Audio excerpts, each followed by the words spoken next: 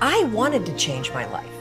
And I think most people that are miserable or that are really like dying to be great and dying to have more, we want to change. We want to live a better life. We want to create more for our families. We want to be happier.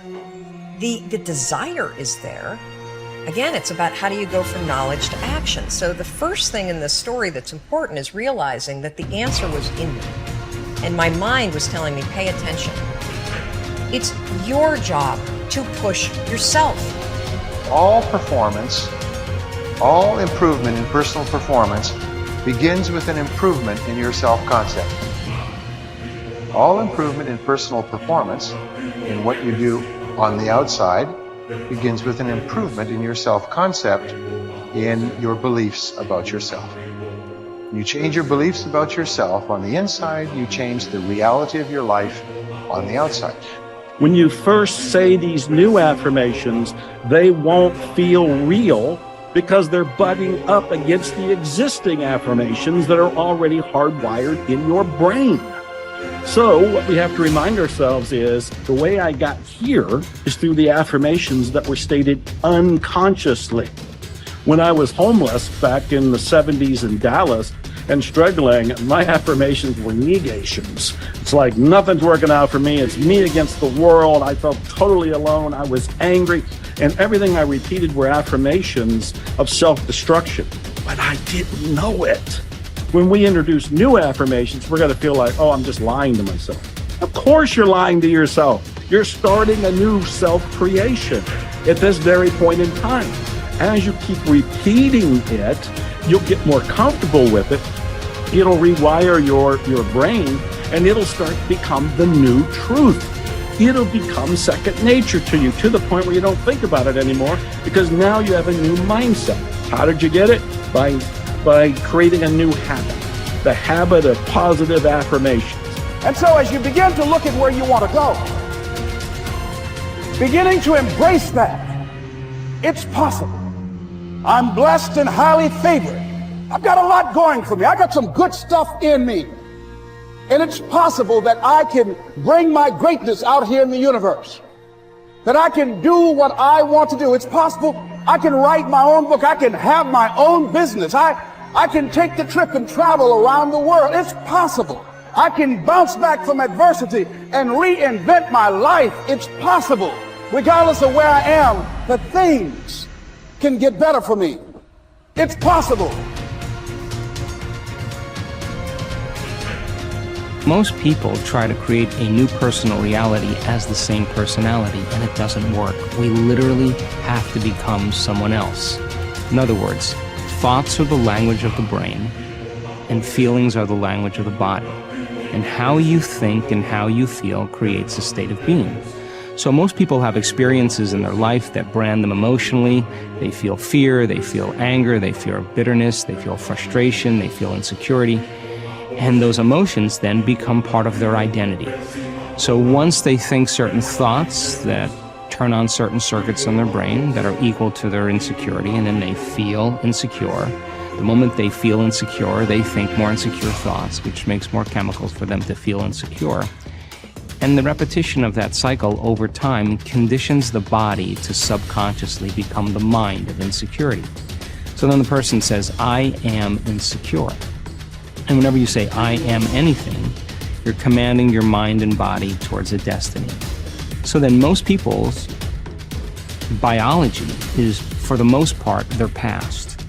And so if you're not being defined by the vision of the future, some new possibility in your life, you're only left with the old circuitry in your brain and the old emotions of the past. So the question then is, can you believe in a future that you can't see or experience with your senses yet, but you've thought about enough times in your mind that your brain is literally changed to look like the experience has already occurred?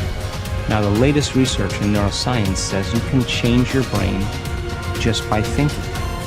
So then, as you begin to think about a new possibility, and your brain begins to fire in new sequences and new patterns and new combinations, and you begin to plan your behaviors, and you begin to review in your mind, mentally rehearse who you're going to be in your life, The mere action of mental rehearsal begins to install the neurological circuits in your brain. Now your brain is no longer a record of the past. Now it's in fact a map to the future. And if you were then to begin to emotionally embrace your future before it's made manifest, in other words, you're not waiting for your healing to feel wholeness. You're not waiting for your new relationship to feel love. You're not waiting for the mystical moment to feel awe. You're not waiting for your success to feel empowered. That's the old model of reality of cause and effect. Here's a big source of inspiration: beginning, getting started. Actually turning thought and the notes on the paper, the plans, actually now committing it to action, getting started. And beginning can be an incredible source of inspiration. Guess what you can say when you begin a change in your diet? Guess what you can say? I'm on a new track. I have carved out for myself a new beginning. I'm on my way to the most incredible health. I will never be the same again. I'm leaving the old, undisciplined part of me. I'm leaving that behind. I'm a new person. I'm taking my first shake. I'm swallowing the first tablets. I made my first walk around the block that I'd thought about for so long and never did. I finally did it today. I've started. I have begun. That is an incredible source of inspiration. And that is to start, to begin. You cannot believe what can happen to your self-esteem.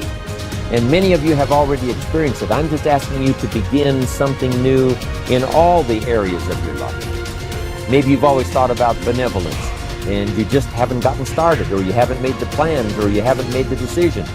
I'm asking you to start taking that stuff now that's in your head, that imagination, which is very powerful, and it's a great source of inspiration in itself.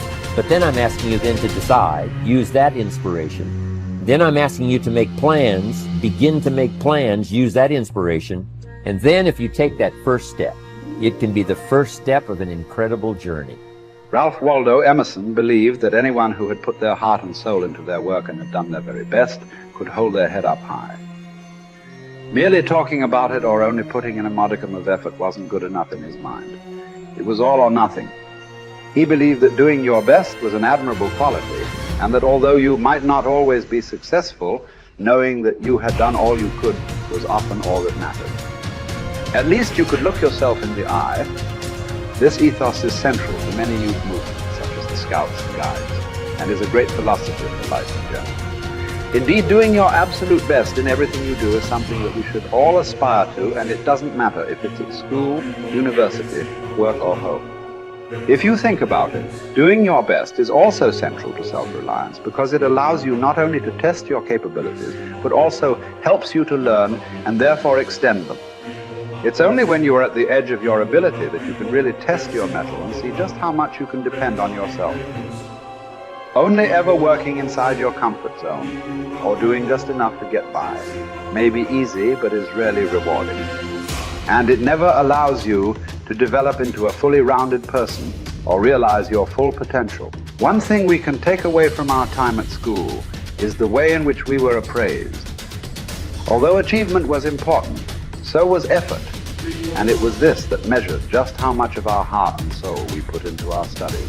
We may not always have got the grades we wanted, but it showed that we had tried.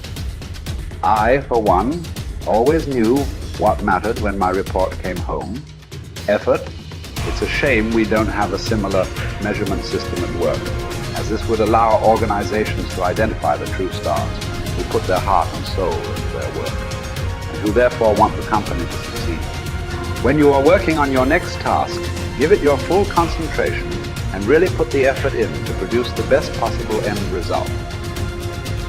Even if it doesn't lead to glittering success, you should be proud of yourself for doing your very best. No man fails who does his best.